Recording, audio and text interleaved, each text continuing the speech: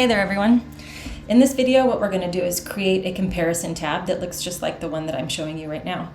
What it does is it contains the actual data and the forecasted data, the historical forecast, for all four of my forecast methods, and I have added the forecast from my preferred model, which turns out to be linear regression, in as the actual. I've also created 4 plots that allow us to see how each of the historical forecasts compares to the actual data, which is plotted in red. And you can tell the name of each forecast because it's in the legend. And then there's a single table at the bottom that has each forecast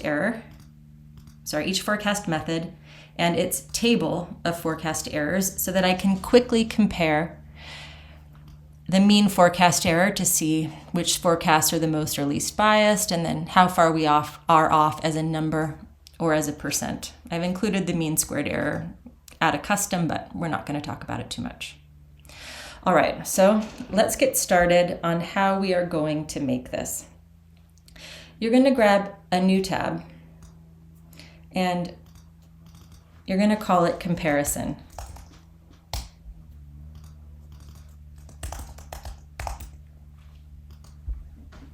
And how we're going to start is by bringing over the years and the forecasts from each of our 4 forecasting methods.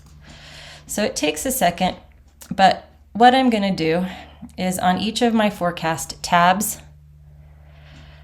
I'm going to hide everything up to 2006. Why? Because that's what works on the linear regression model, which happens to be my method of choice. But even if it doesn't, the linear regression one is more sensitive to those farther back times, and it's just going to make it easier for us. So I'm doing 2006 to 2023. You should do whatever your best time period was for linear regression. And I'm just doing this to make it a little bit easier to manage. So if your best time is 2079 to 2024, then you can skip this piece. If it's 1982 to 2024, then that's what you would want to show.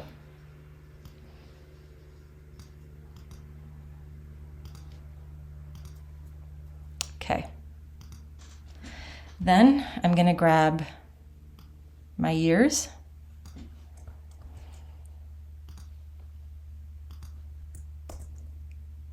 Oh, darn. Try again. Just the years. Don't try to grab the word year because it'll bring all the ones over that we're trying to hide.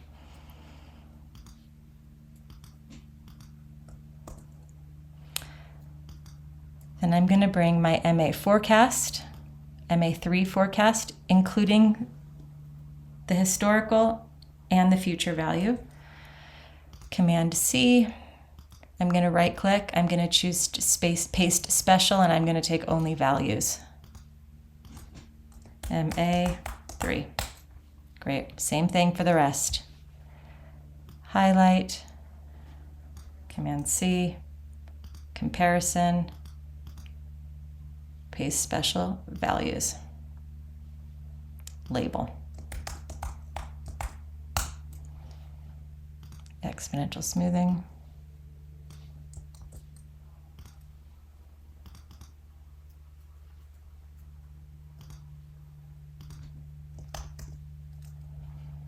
Linear regression.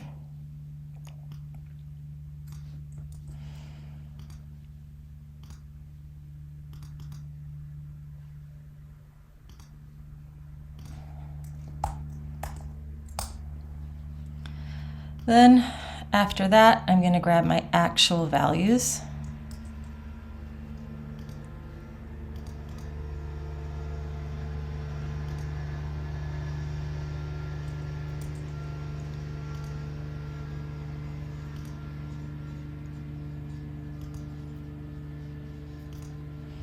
Which of course is going to have a blank at the bottom. Because we don't know what that is yet. I'm going to borrow my formatting.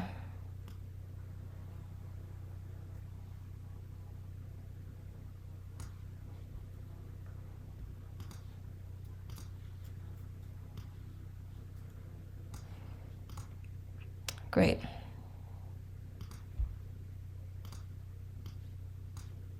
And now we've got this new handy dandy little table, which has years in the first column. And then next to it, we have our historical forecasts for our 4 forecasting methods. And then we have our forecast for 2024 from the 4 forecasting methods. And then we've got our actual values with an empty value at the bottom where our final forecast will go when we decide which method we want to use. And I think that visualizing forecasts compared to the actual data is really useful when we try to understand how well or how poor they performed. So to make that happen, I'm going to start by grabbing my linear regression and my actual data. Well, actually, I'm going to change my mind with that one. I'm going to take my actual data and my moving average 3 data, and I'm going to insert a single line chart. I'm going to call it actual attendance versus historical forecast. I'm going to remove my horizontal grid lines. I'm going to adjust my y-axis. I want to remove quite a bit of this white space. You'll have to decide what works best for your data, but I'm going to see how 800,000 looks. I'm quite happy with that. I'm going to label my vertical axis.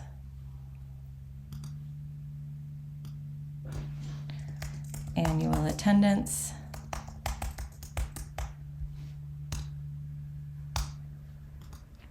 And now we can see how the MA3 forecast, the label shows up in the legend because I highlighted the label when I highlighted the data, tracks compared to the actual. So let's start. We can compare this, and we're going to create a table down below that shows all of our forecast accuracy error metrics in a single table.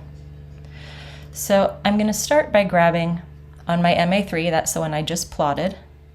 I want the mean forecast error, the forecast error, all the way over to the mean squared error. Copy that, bring it to comparison. I'm going to paste special, choosing just the values. So I should have gone one more over. I'm going to insert some cells here to get everything to move right. These error titles really should be my column titles, so I'm going to cut them and paste them.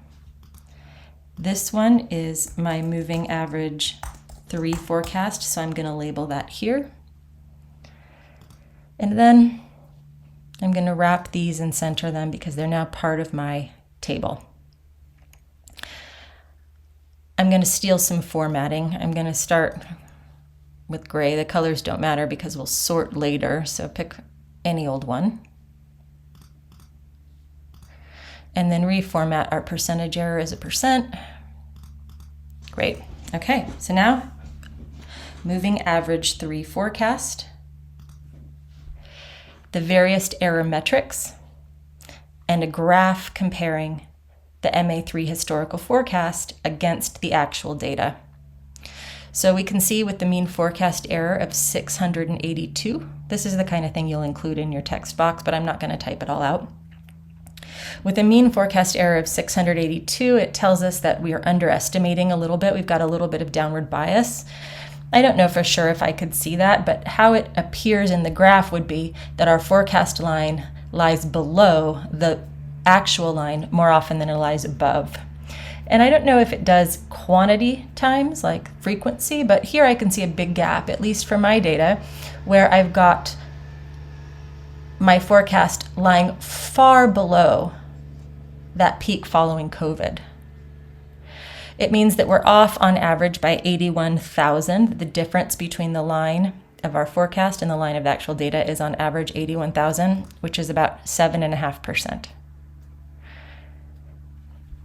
I actually need to reformat this axis. Let's select some data. There we go.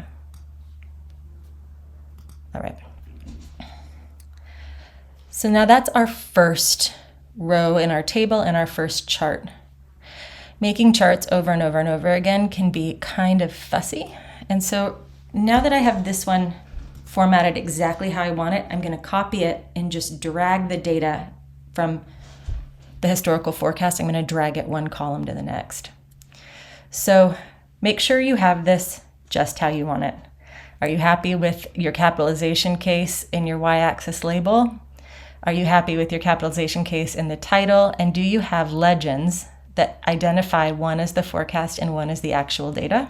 It doesn't have to use my exact choice of words, but that's what we would want to see before we move forward. Because then we're going to right click, copy the graph, pop over into the cell next to it. We are going to paste it. I'm going to shrink myself down a little bit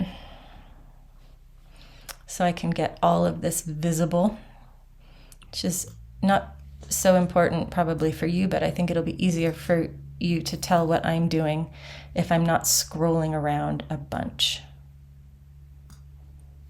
And I don't want to adjust the size of the graphs because that becomes a lesson in futility. I'm going to call that good enough. Okay, are you guys good enough with that? I am. So now I've duplicated, I've got my MA3 versus actual twice. So to change this, because now I want to move it so that it's going to show MA5, I'm going to click on the line that's MA3. For me, that's blue. It's going to highlight the MA3 column with the data and the MA3 title, and I'm just going to hover over till the hand pops up. I'm going to drag over first all the data, then the title. Now if I click out, my legend is updated MA5, and this line shows my MA5 instead of MA3, and you can see that the MA5 line is smoother. It shows fewer rises and falls. It's responding less to the ebbs and flows in the data, and that's simply because we're averaging 5 periods instead of 3. MA5 looks to me like it lies below the actual data a little bit more often, like this gap is larger, and when it's above the actual line, it's smaller. So let's pop over to the MA5 slide and copy the errors like we did for MA3. So we've got our mean forecast error. Looks like such a large error. Oh, it's the formatting. Let me remove those zeros. Did you see how large that number looked? I was reading it as 220,000, but I was wrong. Thank goodness, because it would have been a mistake. I would have had to find it. So I'm going to take the mean forecast error, the mean absolute error, all of these, all 4 errors. I don't need the titles this time because I already have the graph labeled or the chart labeled. I'm going to copy it, bring it over, paste special. I'm going to take just the values. I'm going to call this MA5. I'm going to steal my formatting. Okay, table coming along. So the mean forecast error, 22,000, means that on average we're more biased below. Of course, the positive and negative errors average out, as we can see, because our mean absolute error is 62,000. So how we would interpret this is that the distance between our line here of our forecast and the red line, which is the actual data, is 62,000 visitors away on average. You can see sometimes, it's quite close, where it intersects. In some years it will be much better than others. But this one is more biased because it tends to lie below more often. So the MA3 showed less bias. It over and under represented about the same, but on average it actually ended up being farther away from the line. We would have had projections that got the number wrong more wrong, I guess I should say, as you could see by the 6.21% for the MA5 versus the 7.56 for the MA3. So with the exception of MA5, tending to lie under the line. We're more likely to underestimate than overestimate. It actually does a better job it being precise in its estimations. So let's tackle exponential smoothing. Copy, paste, scoot, adjust.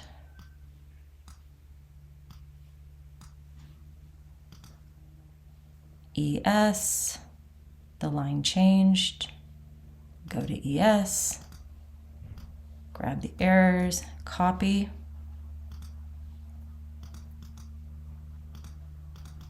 paste special values, ES, and let's just get linear regression while we're here. Copy, paste, scoot, adjust,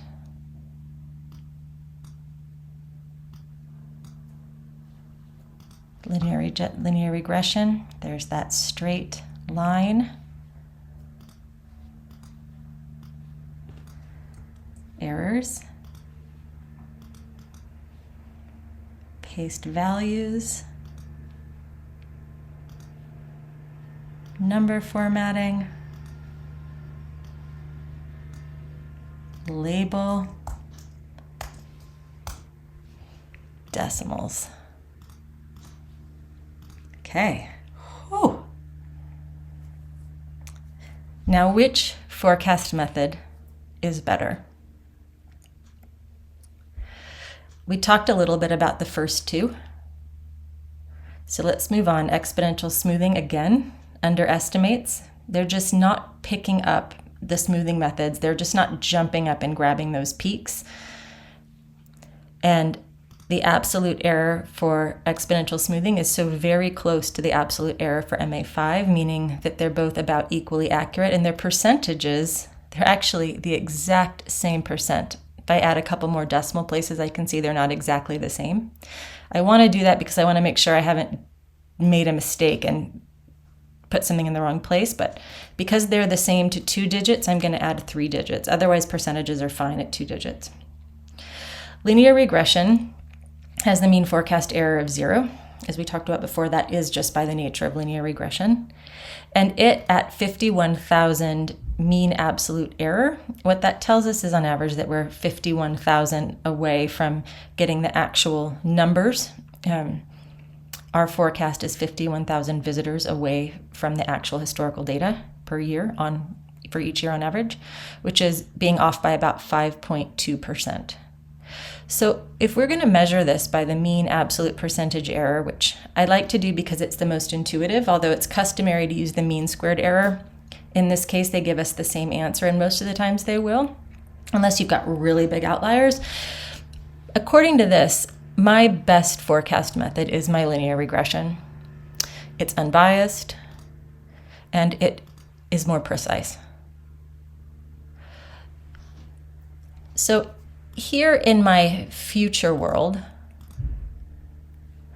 I'm going to take my linear regression number and I'm going to place it in my future world. Then I'll format after, Jamie. And on all of these charts, now we have a 2024 because it filled it in. And so what this final point tells us is just how each forecasting method compares to the forecasting method of choice, right? So in linear regression, the blue line of the forecast will line up with the blue line of where I'm projecting the historical time series to move. So for this very last step, we're going to move forward with whatever our measure of choice is. Mine's linear regression. If yours is different, you will be doing something different, right? So whatever one performs the best here is the one you're going to place here, and it's the one you're going to use as we move forward and actually forecast what we think attendance is going to look like on a month-by-month basis at your national park of choice for the year 2024. All right, see you again in a second. Bye.